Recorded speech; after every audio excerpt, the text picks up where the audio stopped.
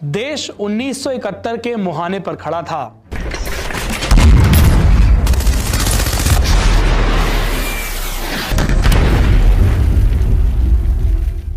इंदिरा गांधी पाकिस्तान को मुंहतोड़ जवाब देने की तैयारियों में जुटी थी।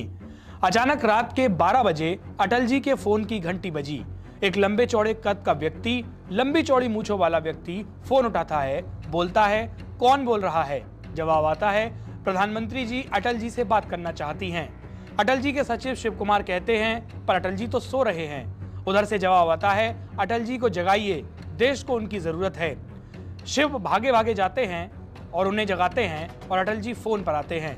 उधर से प्रधानमंत्री इंदिरा गांधी को बोलती हैं, नमस्कार अटल जी, असुविधा के लिए खेद है, लेकिन देश को आपकी आवश्यकता है। अटल जी, हमें आपकी जरूरत है। आप जल्दी दिल्ली पहुंचिए, सुबह तक दिल्ली में आइए। अटल जी कहते हैं, मगर इंदिरा जी काफी रात हो चुकी है, अभी ना तो ट्रेन है ना कोई बस। आप सुबह तक का वक्त दीजिए, सूरज की पहली किरण के साथ मैं ग्वालियर से आगरा पहुंचूंगा और फिर वहां से दिल्ली आ जाऊंगा। इंदिरा जी कहती हैं, अटल जी 2 मिनट दीजिए। अटल जी 2 मिनट तक फोन के पास खड़े रहते हैं। उधर इंदिरा जी एक नई प्लानिंग को अंजाम देती हैं।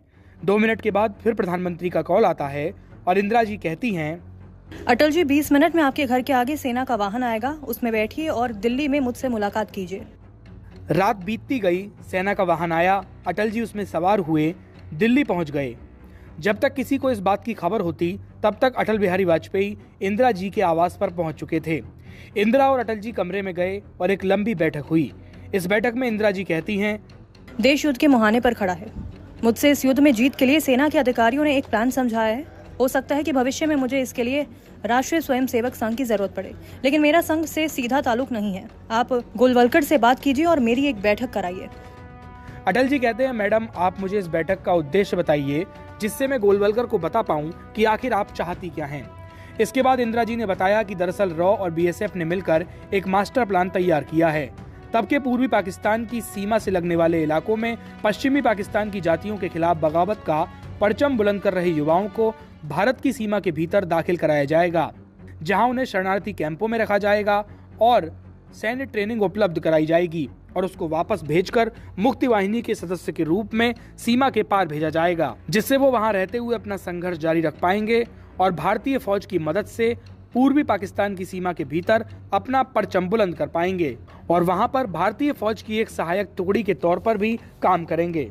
लेकिन इसमें सबसे अहम है इन लोगों को संभालना, इन्हें बेहतर तरीके से अलग अलग हिस्सों में बांटना कि ये किस काम आएंगे, किसकी कौन सी ट्रेनिंग करानी है और किसकी नहीं करानी है, पूरी व्यवस्था कैसे बनानी है, क्योंकि सेना तो युद्ध में व्यस्त होगी। ऐसे में इन सभी समस्याओं को सुलझाने के लिए एक लंबी चौड़ी फौज की जरूरत होगी।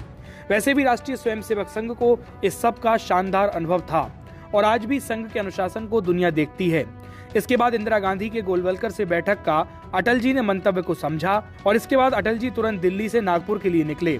नागपुर पहुंचते ही अटल बिहारी वाजपेयी ने गुरु गोलवलकर से मुलाकात की। गुरु गोलवलकर को अटल जी ने देश में चल रही सियासत से वाकिफ कराया और इंदिरा की बेचैनी के बारे में बताया।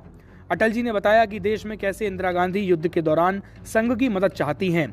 तब जाकर इंदिरा जी और गोलवलकर के बीच फोन कॉल पर लंबी चौड़ी बातचीत हुई। 10-15 मिनट तक पूरा प्लान समझाया गया।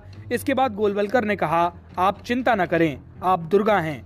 दुर्गा दैत्यों का संहार करती है। दैत्यों का संहार करने के लिए आगे बढ़ें। समूचा राष्ट्र आपके पीछे आपकी शक्ति बनकर खड़ा है।